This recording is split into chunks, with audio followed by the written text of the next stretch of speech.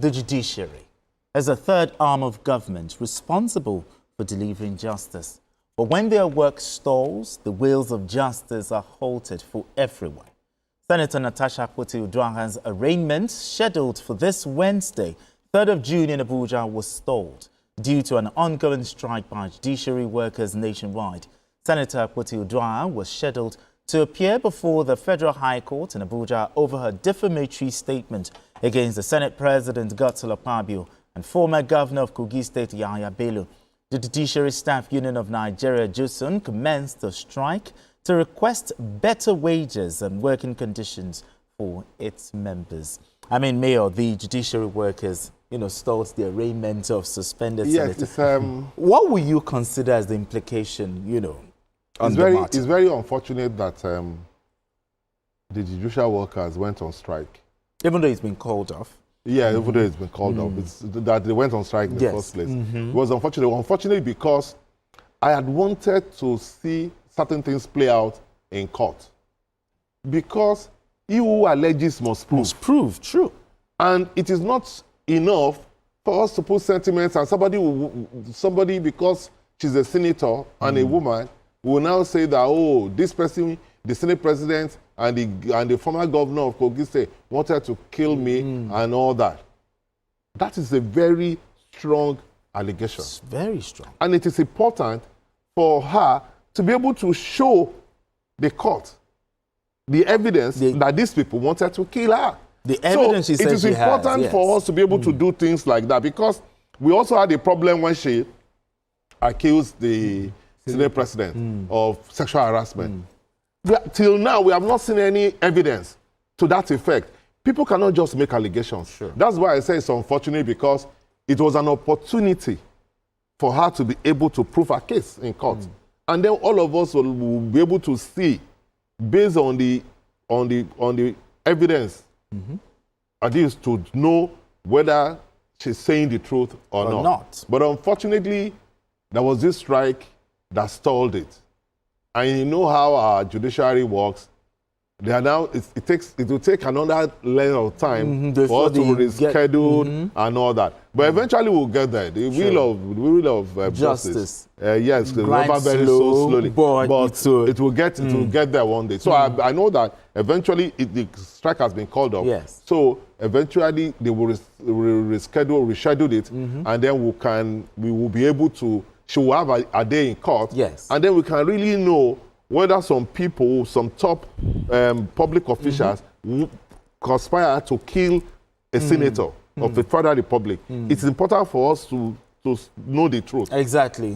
Now, considering the nature and public interest on this case, I mean, what do you think can be done to remedy the time lost on this matter? Well, like you said, the window of justice grinds so slow in Nigeria. And a lot of cases must have been appropriated for another day besides yesterday.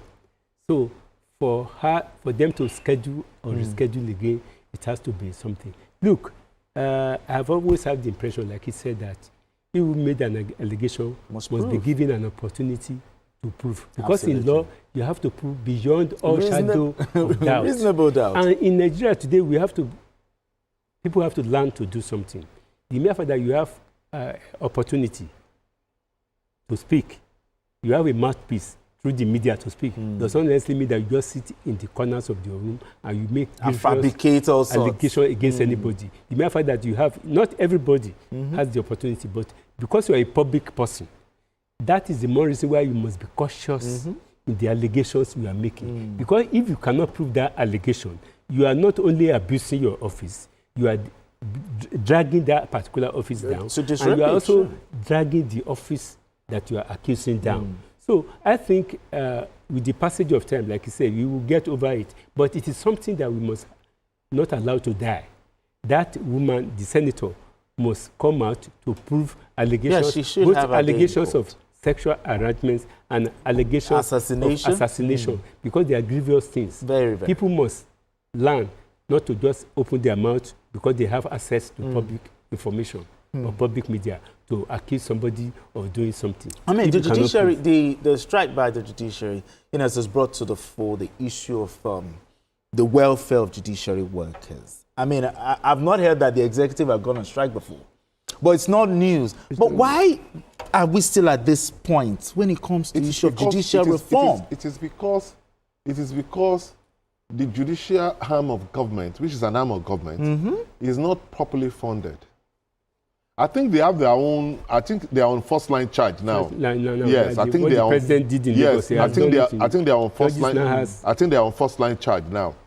Before they wait on the executive to be able to do a lot of things, which is unacceptable. But now they are on first line charge. But we have to look at ways of making sure that those who work in the judiciary, not only judges, but the support staff, must be properly taken care of. Because if we don't do that, you make it easy for them to fall prey to those who want to induce them to do what is not right. Absolutely. You understand? So because the judiciary and the service that they give is so important, it's important that those who run the judiciary, since they are now on first line charge, should request for what they think will be sufficient enough to take care of that arm of government, so that yes, workers can go on strike anywhere, but we have to find a way that there won't be need for the judicial workers to go on strike. Because, like I said, what the service that they provide is so important. Very important. Where the people even travel, and just make the courts closed, lock and key. I mean, why are we still here? We are still here because regarding judicial reform. Let us look at it. Yes, we are talking about the judiciary today. Yesterday or tomorrow, we may have to talk about the ASU education. You will see that at every point in time when the ASU have a negotiation, a successful negotiation with the federal government, immediately after that, the NASU, non-academic staff, they will start their own. Like you said, judiciary workers will also start their own. When you have a negotiation or an agreement with the Nigerian Medical Association doctors, immediately after that, non-doctors and non-resident doctors will start their own. I think the problem with us is that we have to look at institutional reorganization in Nigeria. All institutions in Nigeria. We are talking of judiciary today, like I said. We are going to talk of another one tomorrow. Look at the aviation workers. They too, they will do their own. If they increase the money for pilots, the non-pilots too will do their own. If they, for the police, it's only the police that cannot strike in Nigeria. If you increase the money for lawyers, you must increase the money for that. So the thing that our institutions, we have to sit down and look at what is the appropriate salary, what is the appropriate pricing for professionals and non-professionals in the Nigerian setting. Yes, it is judiciary today. It's unfortunate. If we have election today and the judiciary is on strike. All right, let's quickly take Tokwe from Port Harcourt. Tokwe, you have just 60 seconds. Let's talk. Good evening. Good evening. Sorry, this Natasha case of a Jew.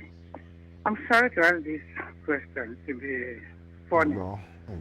Did they rape anybody, if I may ask? They didn't rape anybody, so it's not supposed to be an allegation like that, or that somebody is saying they remove his head or whatever. Well, anyway, Tokwe, thank you so much. Thank you so much. She made serious allegations. Allegation of assassination. And these are serious allegations. That's what I said. You see, when top officers like the president of the Senate and a former governor of a state are accused of planning assassination of a senator, a sitting senator of the Federal Republic, it's a very serious allegation. So that's why I said I was looking forward for her to be able to prove that case in court. It's important. Who alleges must prove. It's not important for you to say something. And then we have to change this culture of somebody thinking that they can just say whatever they like. Because you have access to the media. And then because you have the access to the media, you can say whatever you like, and you think that you can get away with. No! If you say that, these people want to kill me, that is bad.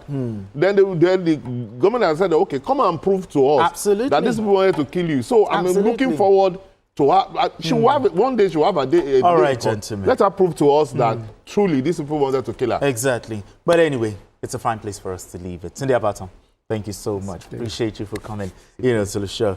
Mayor, thank you very much. Thank you for doing that. Exactly. Really appreciate you. Beautiful conversation.